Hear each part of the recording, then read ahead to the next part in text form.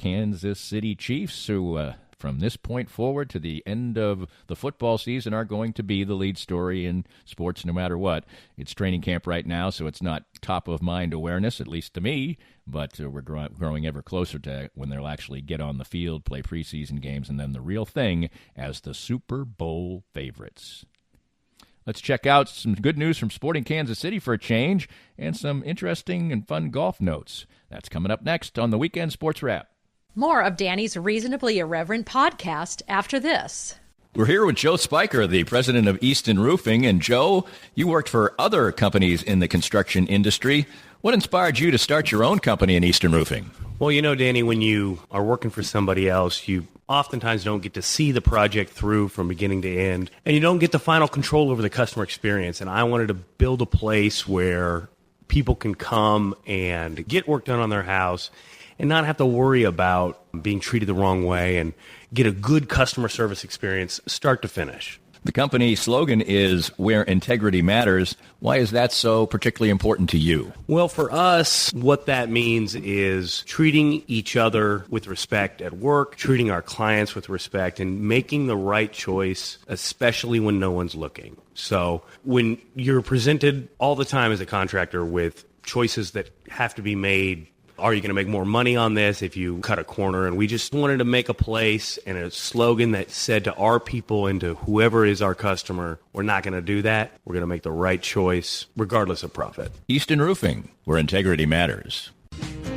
Get a refreshing change of your expectations of a sports bar and restaurant at the 23rd Street Brewery in Lawrence. Matt Llewellyn's welcoming spot at Clinton Parkway in Castle covers all the bases, like their own handcrafted beers and all the televisions you need for great sports viewing, but it's the large, varied, and delicious menu that stands apart. From a favorite of mine like the awesome ahi tuna appetizer to great sandwiches, outstanding pizza, and truly fantastic entrees, the 23rd Street Brewery has it all. Matt and his friendly staff make it that much more enjoyable. Food until 10, fun until late. The 23rd Street Brewery is a can't-miss stop when you are in Lawrence. Looking for a truly unique escape from your normal entertainment or corporate team-building regimen? Stay tuned for an exclusive offer only for Reasonably Irreverent listeners. I'm excited to tell you about an extraordinary destination, the Exit Room, located in the heart of beautiful downtown Lee Summit. The Exit Room is a distinctive entertainment option that offers a cool alternative to the normal couples night out, family get-togethers, and corporate team-building events. The Exit Room is a one-of-a-kind boutique escape room catering to special occasions and corporate team-building events and is unmatched in the Kansas City metro. With 5 individually designed and varied escape room adventures, your party or employees can unplug from their electronic world, interact with one another, match wits, and ultimately escape the humdrum of the ordinary. The Exit Room adventures cross decades and centuries and create fascinating fun. I know the owners well. They are local folks, their staff is warm and friendly, their lobby is inviting and beautiful, and their adventures are award-winning. Check online. There are over 1,000 reviews, and note that they are a rare 5-star ranked business. Visit their website and Facebook page, and any of my listeners who books online at theexitroomkc.com using the promo code ClinkScale19 gets 10% off any ticket purchase. The Exit Room in Lee Summit. Unplug, interact, and escape. Welcome back to Danny's Weekend Sports Wrap on the Reasonably Irreverent podcast. Reasonably Irreverent commentary here at DannyClinkScale.com. We're so glad that so many people of you are coming aboard. And if you're out there and you own a business, big or small, you could take advantage of a good opportunity at DannyClinkScale.com. And I'd love to talk to you. Just email me at Danny@DannyClinkScale.com. There's your commercial message direct from me, not direct from one of my sponsors. And let's talk about Sporting Kansas City. We haven't had many Mondays where we've been able to really say great things about Sporting. And I don't know if you could say great things about the Sunday night game against Seattle, but they won the game. And actually, I'll take that back a little bit. You went on the road against a team that had only lost twice this season. That's a good thing. Were there a couple of sloppy giveaway goals again for Sporting Kansas City in the game?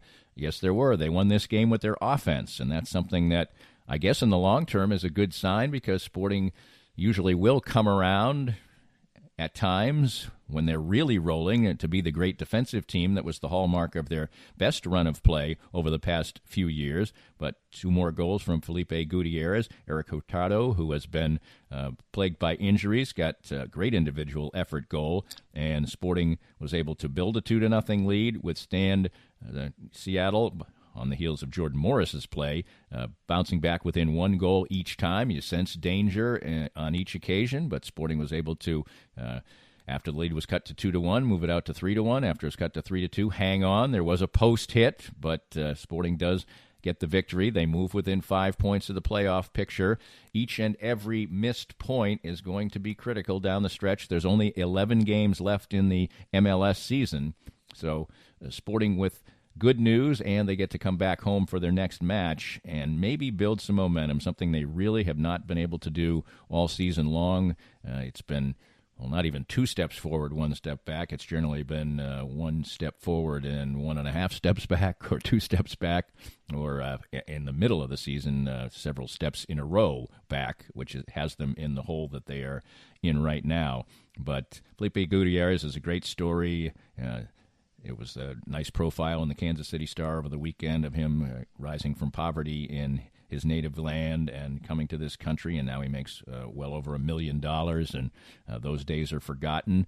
As far as tangibly not being able to help out his family and support them, I think his childhood spent in very impoverished situation does provide a fuel and a driving force for him, but he has turned into the top offensive threat for Sporting Kansas City. 8 goals now on the year, and perhaps the momentum to drive things down the stretch and eke into the playoffs. The hope at one time for me was that Sporting actually could work their way into the playoffs and then become dangerous. I have less faith now that they could be really in great form and be dangerous in the playoffs, but you'd still like to see them make the playoffs and then maybe find a vein of form. It seems like maybe it's getting too late for them to be a hot club heading into the MLS playoffs, but 11 games is not a tremendously short period of time. We'll see if they're able to do it. In the world of golf, there was a wonderful story over in England at Woburn Golf Club. It's not a links course, it's a parkland course, and that was part of the story as Hinako Shubino won the Women's British Open. Now, why would I spend time on this podcast talking about it? I'll be honest, I don't watch that much women's golf. When I do, it's just by happenstance, kind of. I don't seek it out. I don't DVR women's golf very often, but I did this weekend, and it was inspired by a couple of things. First of all, the golf was being played in the morning. That's when I work out. There wasn't much else on. Soccer doesn't start till next week in the Premier League in the mornings, so I started to watch. And then a fascinating story developed. Shibuno had never played golf outside of her native Japan, never played a round of golf until she entered this tournament. She's a rookie on the Japanese LPGA Tour, only 20 years old. She had won 2 tournaments on that particular tour, but certainly nobody was thinking that she could win this tournament, even herself. After a good first round, she was asked what her ambitions were, and she said to make the cut. Well, she did a whole lot more than that, smiling all the way, her and her caddy laughing, smiling, being anything but the stern golfers we often see out there, high-fiving young fans between holes. You see people do it after rounds, and maybe when they've got a big lead on the way home, they'll do it. She was doing it all the time, sunk a long birdie putt on the last hole to win the tournament, and the smiling Cinderella certainly had a Cinderella story. One of the only other reasons I actually watch golf plays into it, too, because when golf comes on and it's women's golf, and Judy Rankin's on, that will keep me watching more than any other thing. Judy Rankin has always been one of my favorite golf announcers. She only does women's golf now, but she used to be an on-course reporter at a variety of tournaments and a lot of the majors, particularly when ABC was doing golf, and I always found her work excellent, and I always found it admirable that ABC had put her on the golf course for men's golf, and there's probably a lot of men out there who didn't particularly want to hear from a woman talking about men's golf, but I did. I think she does an excellent job. She's now kind of a senior statesman type of person, but I've always loved her personality and loved her golf analysis, and she was truly taken by Shibuno and the smiling Cinderella story that played out in England. On the men's tour, the PGA Tour wrapped up its regular season. This is the first year that they have set up a schedule to completely finish their competitive golf season. Of course, they start again in the fall before NFL football. and they will do that as the playoffs start next week. And it was good and bad news on the local golf front, as a big part of the Wyndham Championship at the end of the year is to decide who finishes in the top 10 in the regular season, and Brooks Koepka had already won that, and a big bonus, a $2 million bonus, I believe it was. And this has been set up this year. There's top 30. Now there's an incentive to be in the top 10, but also it's the final tournament to get into the top 125 in the playoffs, and getting into the top 125 means that you keep your card for the following year and have full status on the PGA Tour. In other words, you have a job.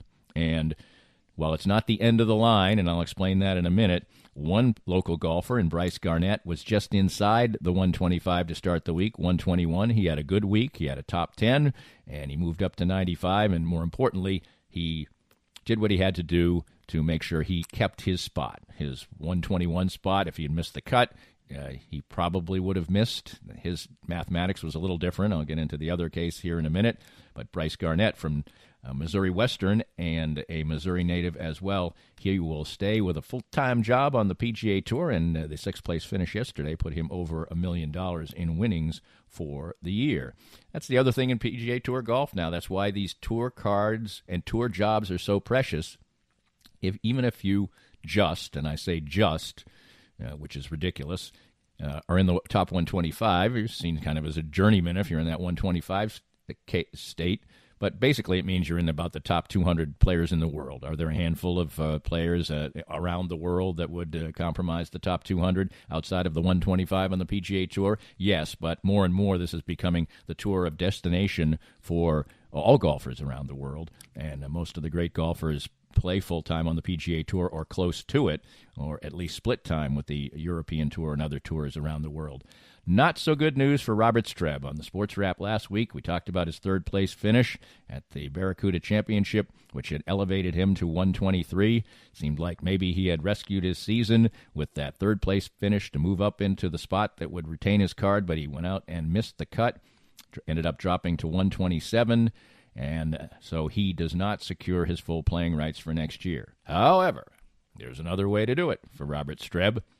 The players from 126 to 200 on the performance list, the FedEx points list, get to go play in the Korn Ferry playoffs, formerly the Web.com Tour, and they have a playoff system just like the PGA Tour does, and they will play playoff events and then a final.